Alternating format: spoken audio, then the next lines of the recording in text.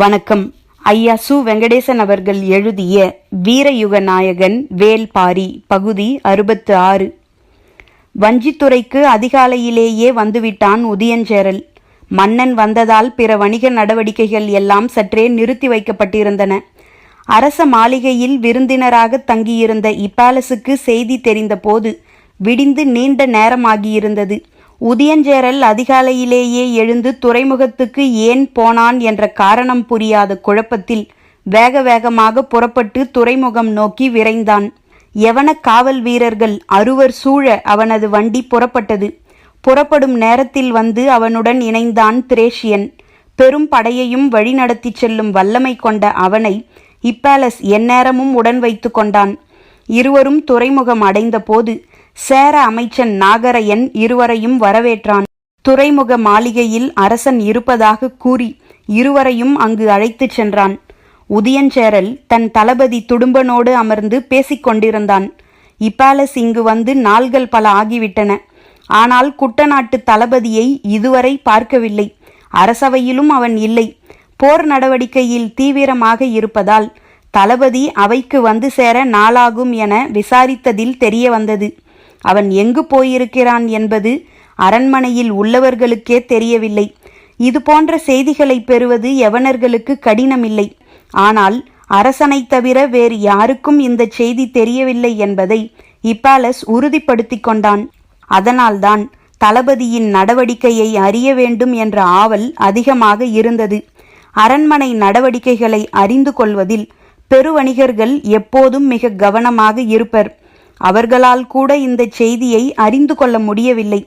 ஆனால் சற்றும் எதிர்பாராமல் இன்று காலை துறைமுக மாளிகையில் அரசனோடு அமர்ந்திருந்தான் தளபதி துடும்பன். இப்பாலசும் திரேஷியனும் இன்றுதான் அவனை முதலாக பார்க்கின்றனர். முதல் தோற்றத்திலேயே அவன்தான் குட்டநாட்டு தளபதி என்பதை அவர்களால் ஊகிக்க முடிந்தது. திரேஷியன் போல மிக உயரமான உருண்டு திரண்ட உடலமைப்போடு இருந்தான் துடும்பன். யவன விருந்தினரை எழுந்து வணங்கினான். இப்பாலஸ் மன்னனுக்கு முகம் மண் கூறி இருக்கையில் அமர்ந்தான். அதிகாலையிலேயே வந்துவிட்டீர்களா மன்னா என்று பேச்சை தொடங்கினான் இப்பாலஸ்.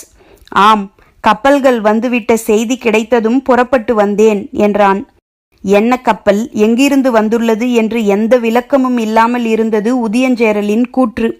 சற்று அமைதிக்கு பிறகு இப்பாலஸை அழைத்து கொண்டு மாளிகையின் பின்புற படிக்கட்டின் வழியாக மேல் மாடத்துக்கு நடந்தான் உதியஞ்சேரல். துடும்பனும் திரேஷியனும் கீழேயே இருந்தனர். துறைமுகத்தில் வரிசை கொண்டு நிற்கும் கப்பல்களை மேல் மாடத்தில் இருந்து பார்த்தனர் இருவரும். துறைமுகம் எங்கும் படை வீரர்களின் எண்ணிக்கை மிக அதிகமாக இருப்பதையும் புதிதாக நிறைய கப்பல்கள் வந்துள்ளதையும் பார்த்தபடி இப்பாலஸ் நின்று கொண்டிருந்தான். நான் நீண்ட காலம் எதிர்பார்த்து காத்திருந்தது இன்று வந்து சேர்ந்துள்ளது என்றான் உதியஞ்சேரல். உங்களின் முகத்தில் தெரியும் மகிழ்ச்சியே அதை உணர்த்துகிறது என்றான் இப்பாலஸ். சாலமலையை கடந்தே பரம்பின் எல்லைக்குள் நம்மால் நுழைய முடியும். படைகள் எளிமையாக நுழையக்கூடிய வாகான பகுதிகள் 3 இடங்களில் இருக்கின்றன. அவற்றின் வழியே உள் நுழைவதற்குத்தான் இதுவரை முயன்றுள்ளோம். அவ்வாறு முயலும் போதெல்லாம் எளிய வழியிலிருந்து அடர்காட்டு வழியே நம்மை உள்ளிழுத்து தாக்கும் திட்டத்தை நிறைவேற்றுவான் பாரி. இந்த முறை நமது திட்டமே அடர்காட்டு வழியே உள்நுழைவதுதான் என்று நான் முடிவு செய்துள்ளேன். அதற்கான ஏற்பாடுகள் முடிவுறுவதற்காகத்தான் நான் காத்திருந்தேன் என்று சொல்லியபடியே மாடத்தில் இருந்து கீழிறங்கி துறைமுகம் நோக்கி நடந்தான் உதியஞ்சேரல். அவனை பின்தொடர்ந்தான் இப்பாலஸ். வந்து நிற்கும் புதிய கப்பல்களிலிருந்து பொருள்களை இறக்குவதற்கான ஆயத்த வேலைகள் தீவிரமாகிக் கொண்டிருந்தன. எண்ணற்ற படை வீரர்கள் வரிசையாக வந்து நின்ற வண்ணம் இருந்தனர். இவர்கள் என்ன பொருளை இறக்கப் போகிறார்கள் என தெரியாத குழப்பத்தில் இங்கும் அங்கும் பார்த்தபடி நடந்து கொண்டிருந்தான் இப்பாலஸ்.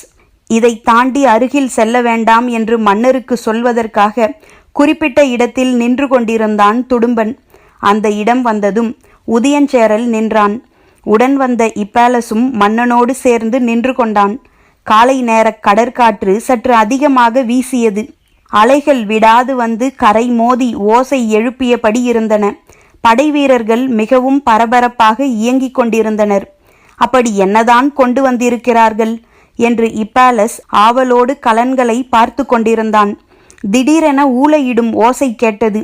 எங்கிருந்து இந்த ஓசை வருகிறது என அவன் சிந்திப்பதற்குள் 1, 2, 3 என்று எண்ணற்ற ஓசைகள் ஒன்றுடன் ஒன்று இணைந்து பேரோசையாக மாறி கரையில் நிற்பவர்களை நடுங்கச் செய்தன. உதியஞ்சேரல் ஒரு கணம் மிரண்டு நின்றான். இப்பேலஸுக்கு ஏற்பட்ட அதிர்ச்சி அளவிட முடியாததாக இருந்தது. அந்த கப்பலுக்குள் என்னதான் இருக்கிறது? அலையை மிஞ்சும் பேரோசை நம்மை நிலைகுலைய வைக்கிறது என்றான். ஏற்பட்ட அதிர்ச்சியை கடந்து மகிழ்ச்சியை வெளிக்காட்டத் தொடங்கினான் உதியஞ்சேரல். இதை கொண்டு வரத்தான் இவ்வளவு காலமானது. கடைசியாக கொண்டு வந்து சேர்த்துவிட்டான் என் தளபதி என்று பாராட்டினான். தோள் தட்டி பாராட்டு பெறும் துடியனின் பக்கம் திரும்ப இப்பேலஸ் முயன்றான். ஆனால் அவனுடைய கண்களோ கப்பலை விட்டு அசையவில்லை. அங்கு தீவிரமான வேலை ஏதோ நடந்து கொண்டிருக்கிறது. கப்பலின் அடித்தளத்தில் இருந்து பெரும் மரச்சட்டங்களின் வழியிலான நார்ச்சதுர கூடுகளை இரும்பு கம்பிகளால் கட்டி மேலேற்றி கொண்டிருந்தனர். ஊளையின் ஓசை பெருகியபடியே இருந்தது. அதைவிட பெருங்குரலில் பேசினான் உதியஞ்சேரல். இந்த கப்பல் எங்கிருந்து வந்துள்ளது தெரியுமா? தெரியாது என்று இப்பேலஸ் தலையை மறுத்து ஆட்டினான். நக்கவாரத் தீவிலிருந்து. அதிர்ந்தான் இப்பேலஸ். அந்த தீவுக்குள் மனித கறி தின்னும் மனிதர்கள் மட்டுமே இருப்பதாகத்தானே கேள்விப்பட்டுள்ளேன். அங்கு எப்படி? அந்த தீவு மிக நீளமானது. அதன் கீழ்ப்புறம் மனித கறி தின்னும் மனிதர்கள் உள்ளனர். மேற்புறம் இன்னொரு மனித கூட்டம் உள்ளது. அவர்களுடன் தான் நாம் உறவை உருவாக்கியுள்ளோம்.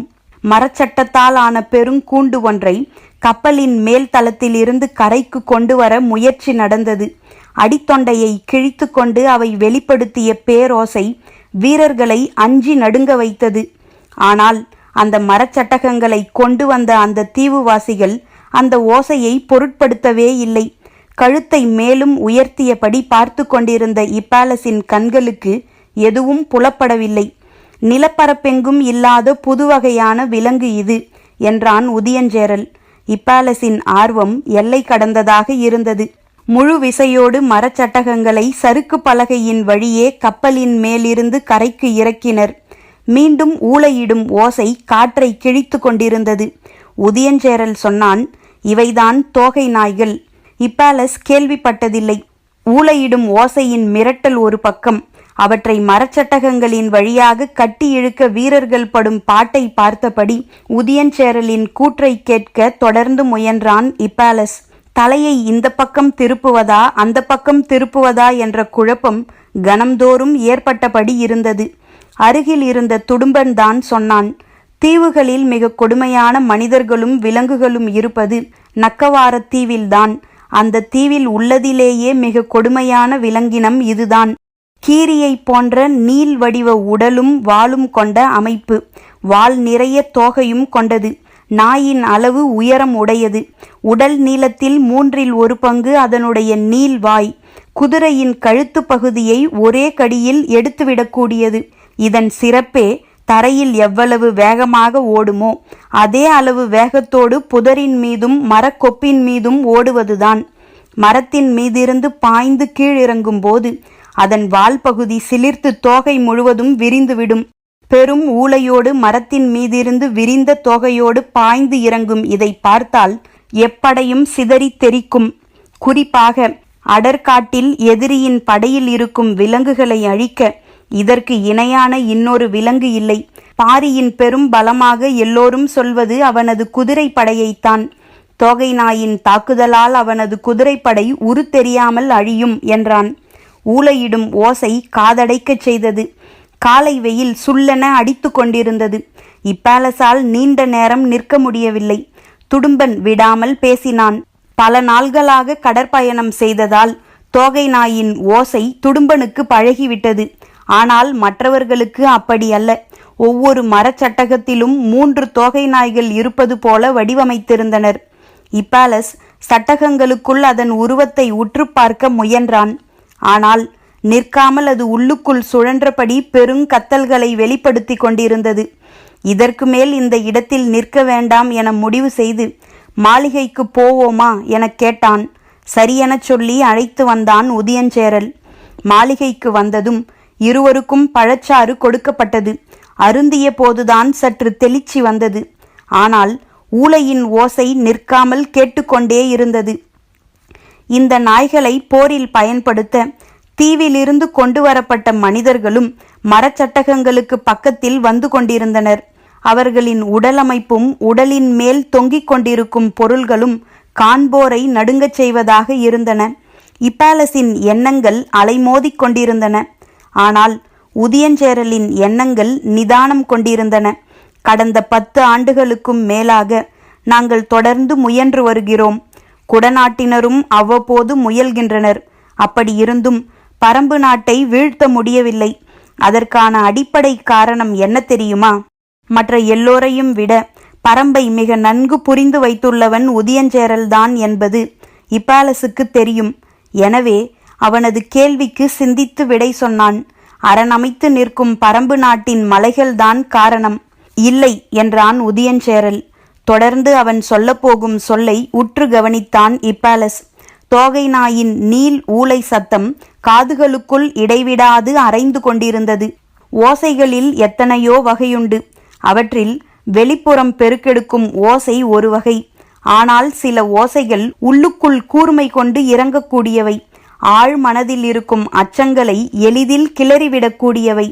தோகை நாயின் ஓசை வெளிப்புறமும் பெருக்கெடுக்கிறது. அதே நேரத்தில் ஆழ்மன அச்சத்தையும் விடாமல் கிளறுகிறது. எனவே மனதை நிலை கொள்ளச் செய்ய முடியவில்லை. அந்த ஓசை நின்ற கணத்தில் உதியஞ்சேரல் சொன்னான், பரம்பின் மலைகள் அல்ல, பாதைகள்தான் காரணம். இப்பாலஸுக்கு புரியவில்லை. என்ன சொல்கிறாய் என்றான். பரம்பு நாடு முழுவதும் மனிதர்கள் உருவாக்கிய பாதைகளே கிடையாது என்பது மட்டுமல்ல, மனிதர்கள் பாதைகளை உருவாக்கக்கூடாது என்பதிலும் பாரி திடமான முடிவோடு இருக்கிறான். பாதையை உருவாக்காதது பெரும் பலம் என்று சொல்ல முடியுமா? அவன் இருப்பிடம் நோக்கி எப்படி போவது என மறுகேள்வி கேட்டான் உதியஞ்சேரல்.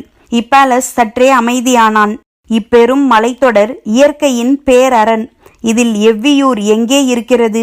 போய் திரும்பும் ஒற்றர்களுக்கும் பாணர்களுக்கும் எவ்வியூர் எப்படி இருக்கிறது என்றுதான் சொல்லத் தெரிகிறதே தவிர எங்கே இருக்கிறது என சொல்லத் தெரியவில்லை. ஒவ்வொருவனும் ஒவ்வொரு திசையையும் குறிப்பையும் சொல்கிறான். ஒன்று போல் சொன்ன 2 ஒற்றர்களை இதுவரை நான் காணவில்லை. இப்பாலஸ் மலைத்து போய் கேட்டுக்கொண்டிருந்தான். நாம் மலைக்குள் படை நடத்தி போவதெல்லாம் தோராயமான கணிப்பில்தான் என்று உதியஞ்சேரல் சொல்லிக் கொண்டிருக்கும் போதே இப்பாலஸ் கேட்டான், அப்படியென்றால் பரம்பு மலைத்தொடர் முழுவதும் பாதைகளே இல்லையா? உண்டு. விலங்குகள் உருவாக்கிய பாதைகள் உண்டு. அதை பயன்படுத்தி முன்னேற முடியாதா? வலது கையை நீட்டியவுடன் இன்னொரு குவளை பழச்சாறு கொடுக்கப்பட்டது. அதை வாங்கி அருந்தியபடியே உதியஞ்சேரல் சொன்னான், காடுகளில் பாதைகளை விலங்குகளே உருவாக்குகின்றன. அதிலும் குறிப்பாக யானைகள்தான் பெரும்பாலான பாதைகளை உருவாக்கக்கூடியவை. வேறு சில விலங்குகளும் பாதைகளை உருவாக்குகின்றன. இப்பாலஸ் 2ஆம் குவளை பழச்சாற்றில் பாதி குடித்தபடி அவசரமாக கேட்டான், யானை பாதையை மனிதர்களால் பயன்படுத்த முடியும் அல்லவா? முடியும். காட்டு வழிகளில் அமைந்துள்ள பாதைகள் எல்லாம் விலங்குகள் உருவாக்கிய பாதைகள்தான். அதன் பிறகு மனிதர்கள் தமது தேவைக்காக அதை விரிவுபடுத்தி அமைத்து கொள்கின்றனர். ஆனால் பரம்பில் அந்த வேலை எதுவும் நடக்கவில்லை. ஆனாலும் விலங்கு பாதைகளை துல்லியமாக கணித்து நடக்கக்கூடிய மலைமக்கள் நிறைய பேர் நம்மிடம் உண்டு. அவர்களை முன்களத்தில் பயன்படுத்தி சிக்கலை தீர்க்க முடியாதா? முடியாது. ஏன் என்று வேகமாக கேட்டான் இப்பாலஸ். சற்றே நக்கலான சிரிப்போடு உதியஞ்சேரல் சொன்னான், விலங்குகளின் பாதைகள் எல்லாம் எவ்வியூருக்கா போய் சேர்கின்றன? பாரி காட்டு மனிதர்களின் கூட்டத்துக்குத்தான் தலைவன், காட்டு விலங்குகளுக்கு அல்லவே. அதிர்ந்து பார்த்தான் இப்பாலஸ். குடித்து முடித்த குவளையை கீழே வைத்தபடி உதியஞ்சேரல் சொன்னான், விலங்குகளின் எல்லா பாதைகளும் இறுதியாக போய் முடிவது ஏதாவது ஒரு நீர்நிலையில்தான். இப்பாலஸ் கண்கள் அசைக்காமல் பார்த்து கொண்டிருந்தான். சமவெளி மக்களின் வாழ்வுக்கு அடிப்படையாக இருப்பது மேய்ச்சல். மலைவாசிகளுக்கு மேய்ச்சல் தெரியாது. நாயை தவிர எதையும் வளர்த்து பழகாதவர்கள். மடுவிலிருந்து பால் பீச்சி குடிக்க தெரியாத அறிவிலிகள் என்றான் சற்றே கோபத்தோடு. பாதைகளை பற்றி பேசிக்கொண்டிருக்கையில் இதை ஏன் சொல்கிறான் என இப்பாலஸ் சிந்தித்து கொண்டிருக்கையில் உதியஞ்சேரல் சொன்னான், மேய்ச்சல் தெரிந்த மனிதர்களாக இருந்தால் மலையில் எவ்வளவு தொலைவு ஆவினங்களை மேய்த்தாலும் இரவில் வந்து ஊரடைவார்கள். இயல்பாகவே அந்த ஊரை நோக்கி பல பாதைகள் உருவாகிவிடுகின்றன. ஆனால் அங்கு அதற்கும் வழியில்லை என்றான். எந்த பாதையையும் பாரி உருவாக்கி கொள்ளவில்லையா? பெரும்பாலும் விலங்குகளின் பாதைகளையே பயன்படுத்துகிறான். தேவையான இடங்களில் மட்டும் விலகிச் செல்ல சிறு பாதைகளை உருவாக்கியுள்ளான். ஆனால் அவை மற்றவர்கள் கண்டறிய முடியாதபடி இருக்கின்றன. விலங்குகளின் பாதைகளிலிருந்து அவர்கள் எந்த இடம் பிரிந்து செல்ல வேண்டும் என்பதற்கான குறிப்பு அல்லது அடையாளம் எது என இன்று வரை தெரியவில்லை. அடையாளம் தெரியாமல் பாதையை விட்டு சற்று விலகினாலும் போதும், அடர் காட்டுக்குள் மீள முடியாமல் சிக்கிக்கொள்வோம் என்றான். அவனிடம் வலிமையான குதிரைப்படை இருக்கிறது என்கிறாய். குதிரைப்படையை வைத்துள்ள ஒருவன் எப்படி பாதைகளின் அடையாளங்களை பிறருக்கு தெரியாமல் காப்பாற்ற முடியும்? இன்று வரை அவனால் முடிகிறது. நான் அறிந்தவரை பரம்பில் குறிப்பிட்ட சிலருக்கு மட்டுமே அந்த பாதை பற்றிய குறிப்பு தெரியும் என்று கருதுகிறேன். இது படை நடத்துவதற்கான அடிப்படையான சிக்கல். இதற்கு வழிவகை தெரியாமல் போர் தொடுக்க முடியாதே. ஆம் என்று மகிழ்வோடு சொன்ன உதியஞ்சேரல், இதற்கு வழிவகை தெரிந்ததால்தான் இப்போது போர் தொடுப்பதற்கான முயற்சியை தீவிரப்படுத்துகிறேன். சற்றும் எதிர்பாராத பதிலாக இருந்தது. ஆர்வத்தோடு இப்பாலஸ் கேட்டான், இந்த சிக்கலுக்கு என்ன வழிவகை கண்டாய்? பெரும் ஊளை ஓசை மீண்டும் கேட்டது. அடுத்த கப்பலிலிருந்து மரச்சட்டகங்களை இறக்கத் தொடங்கிவிட்டனர் என்பது தெரிந்தது. ஆனால் முன்பை விட இந்த ஓசை இன்னும் கூர்மையாக காதின் உள் மடிப்புகளில் போய் குத்துவதாக இருந்தது. இப்பாலஸ் தனது விரல்களால் காது துளையை அடைப்பதற்காக கைகளை கொண்டு சென்ற போது ஓசையோடு சேர்ந்து உதியஞ்சேரல் பீரிட்டான். தோகை நாய்கள். ஆமாம், தோகை நாய்கள்தான் கத்துகின்றன. இதை ஏன் மீண்டும் மீண்டும் சொல்கிறான் என்று இப்பாலஸ் எண்ணிய போது கேள்விக்கான விடையாக இதை சொல்கிறான் என்பது புரிந்தது. ஆத்திரம் கலந்த ஆர்வத்தோடு முன்பல்லை கடித்துக்கொண்டே உதியஞ்சேரல் சொன்னான், முன்கள தோகை நாயை பரம்பின் குதிரைப்படையின் மீது ஏவிவிட்டால் அது குதிரைகளின் குரல் வலையை அறுத்தெறியும். இது என்ன வகை விலங்கு? இதை எப்படி வீழ்த்துவது என தெரியாத குழப்பத்தில் குதிரைப்படையின் வேகம் கட்டுப்படுத்தப்பட்டு பின்வாங்கத் தொடங்குவார்கள் எதிரிகள். திரும்பிச் செல்லும் குதிரைகளை பின்தொடர்ந்து கடைசி வரை போகக்கூடியது தோகை நாய். அடற்காட்டுக்குள் மறைந்தபடி தொடரும் தோகை நாயை எளிதில் அவர்களால் வீழ்த்திவிட முடியாது. குதிரைப்படைகள் போய்ச் சேரும் கடைசி எல்லை வரை ஒரு தோகை நாய் போய்ச் சேர்ந்தால் போதும். கைவசம் இருக்கும் மீத தோகை நாய்கள் அதன் வாசனை பிடித்தே எந்த எல்லைக்கும் போய்விடக்கூடியவை. குதிரைப்படையின் அழிவும் எவ்வியூர் நோக்கிய வழியும் ஒருங்கே நமக்கு கிடைக்க உள்ளன. இந்த புதிய விலங்கின் எதிர்பாராத தாக்குதல் எதிரிகளை நிலைகுலையச் செய்துவிடும். அவர்களின் தாக்குதலால் தோகை நாய்கள் சில மரணிக்கலாம். ஆனால் அவர்களின் குதிரைகளை முழுமுற்றாக இவற்றால் அழிக்க முடியும். இவற்றின் குருதி தாக வேட்டை எதையும் மிச்சம் வைக்காது. இப்பாலஸ் வியந்தபடி கேட்டுக்கொண்டிருந்தான். தோகை நாயின் ஓசையை விட ஆழத்தில் இறங்கிக் கொண்டிருந்தது உதியஞ்சேரலின் குரல். அவனது நுட்பமான திட்டமிடுதல் இப்பாலஸை திகைப்பிலிருந்து மீள முடியாமல் செய்து கொண்டிருந்தது. மாலை அரண்மனைக்கு வாருங்கள், எனது முழு திட்டத்தையும் விளக்குகிறேன் என்று சொல்லி விடை பெற்றான் உதியஞ்சேரல். துறைமுகத்திலிருந்து வஞ்சிமா நகரின் விருந்தினர் மாளிகைக்குள் நுழைந்தான் இப்பாலஸ். பகல் உணவு ஆயத்தமாக இருந்தது. ஆனால் அவனது எண்ணங்கள் உதியஞ்சேரலின் தீர்மானமான குரலிலிருந்து விடுபட முடியாதபடி இருந்தன. நீண்ட நேரம் கழித்துதான் உணவருந்த வந்தான். அவனது வருகைக்காக திரேஷியன், எபிரஸ், கால்பா, பிலிப் ஆகிய 4வரும் காத்திருந்தனர். உணவு மேசையிலும் அவனது வியப்பின் குரல் தொடர்ந்தது. உணவருந்திவிட்டு மீண்டும் பேசினான். பாண்டியனின் செல்வச் செழிப்பையும் படையின் வலிமையையும் ஒப்பிட்டால் சேரனின் வலிமை சிறியதுதான். ஆனால் பரம்பை கைப்பற்றும் திட்டத்தில் சேரன் பெற்றிருக்கும் அனுபவமும் அவனது அறிவு நுட்பமும் பெரும் வியப்பில் ஆழ்த்துகின்றன. பாண்டிய பெரும்படை கீழ் திசையிலிருந்து முன்னேறும் போது சேர அரசர்கள் இருவரும் ஒருங்கிணைந்து தாக்குதல் திட்டத்தை முன்னெடுத்தால் பரம்பின் அரசனால் சில நாள்களுக்கு கூட தாக்கு பிடிக்க முடியாது என்றே கருதுகிறேன் என்றான் இப்பாலஸ். எபிரஸ் பேசத் தொடங்கினான். வழக்கமாக இது போன்ற பேச்சுகளில் மாலுமி கருத்து சொல்வது கிடையாது. ஆனால் இங்கு இருக்கும் யாரையும் விட தமிழ் துறைமுகங்களுடனும் மன்னர்களுடனும் மிக நீண்ட கால பழக்கம் கொண்டவன் அவன்தான். எனவே அவனது கருத்துக்கு இப்பாலஸ் மிகுந்த மதிப்பு கொடுப்பான். எபிரஸும் எளிதில் பேசக்கூடியவன் அல்லன். ஆழ்கடலின் அமைதி எப்போதும் அவனுள் குடிகொண்டிருக்கும். மிகச்சில நேரங்களில்தான் அமைதியை கலைப்பான். சேர அரசர்களான குடநாட்டு மன்னனும் குட்டநாட்டு மன்னனும் எத்தனையோ முறை பரம்பின் மீதான தாக்குதலை நடத்தியுள்ளனர். ஒவ்வொரு முறையும் இதுபோல புதிய உத்திகளை கண்டறிந்து அந்த நம்பிக்கையில்தான் தாக்குதலை தொடங்குகின்றனர். ஆனாலும் அவர்களால் தொடக்க கட்டத்தை கூட தாண்ட முடியவில்லை என்று மட்டும் சொல்லி நிறுத்தி கொண்டான் எபிரஸ். அது உண்மையாக இருக்கலாம். இப்போது முழுவீச்சில் இறுதிப் போருக்கு ஆயத்தமாகிவிட்டார்கள். பாண்டியனும் பரம்பை நோக்கி படையை கிளப்பப் போகிறான் என தெரிந்ததும் நிலைமையை இன்னும் தீவிரப்படுத்தியுள்ளனர். ஏனென்றால் அதன் பலன் தங்களுக்கே கிட்ட வேண்டும் என்று அவர்கள் மிக உறுதியாக உள்ளனர். இந்த படையெடுப்பை பற்றி முழுமையாக விளக்கத்தான் இன்று இரவு என்னை அழைத்துள்ளான் என்றான் இப்பாலஸ். அவர்கள் தொடர்ந்து பேசியபடி இருந்தனர். இரவு கவியத் தொடங்கியது. அரண்மனையின் அழைப்புக்காக ஆவலோடு காத்திருந்தான் இப்பாலஸ். அதுவரை அவனோடு பேசிக்கொண்டிருந்தனர் மற்ற நால்வரும். பொழுது நீண்டு கொண்டே போனது. அழைப்பு ஏதும் வரவில்லை. காரணமும் புரியவில்லை. ஆனாலும் காத்திருந்தான். மிகுந்த உற்சாகத்தோடு உதயஞ்சேரல் சொல்லிச் சென்றானே, பிறகு ஏன் இன்னும் அழைக்காமல் இருக்கிறான் என்று சிந்தித்தபடி இருந்தான் இப்பாலஸ். முன்னிரவு முடியும் நேரம் நெருங்கிவிட்டது. இனி அழைப்பு வர வாய்ப்பில்லை என தெரிந்து தூங்கச் சென்றனர். இப்பாலஸால் தூங்க முடியவில்லை. உதயஞ்சேரல் சொன்ன செய்திகள் பலவும் நினைவில் வந்து கொண்டே இருந்தன.